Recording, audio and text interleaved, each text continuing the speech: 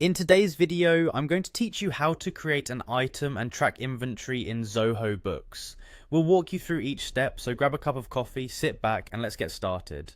First, you'll need to log into your Zoho Books account. Head over to the sign in page and click on the Google option.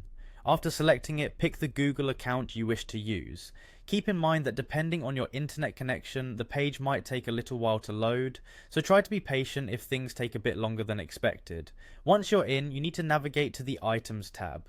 You can find this tab easily on the dashboard. Clicking on items will bring up a list of all your current inventory.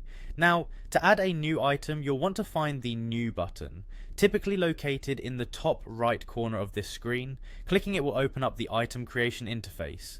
Here you will start by selecting your product type. This helps Zoho Books categorize and organize your inventory more efficiently.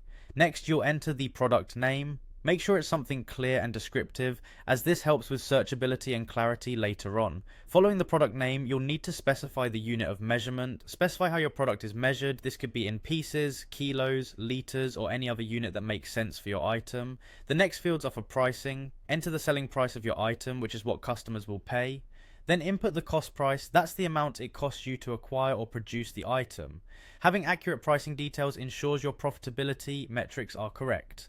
Moving on, select the account you want this item to be tracked under. Tracking helps you keep tabs on stock levels, giving you visibility and control over your inventory.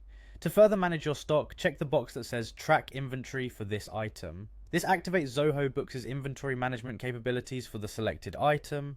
After tracking, add the inventory account, which is where all inventory related data will be logged. Next, you need to decide on an inventory valuation method. This decision impacts your accounting and how inventory costs are reflected on your financial statements. Common options include FIFO and LIFO. Be sure to consult your accounting team if you're unsure which method to choose. Before wrapping up, consider adding any other necessary details that could be relevant for managing this item. Completing these additional fields can provide more insight and potentially streamline other processes.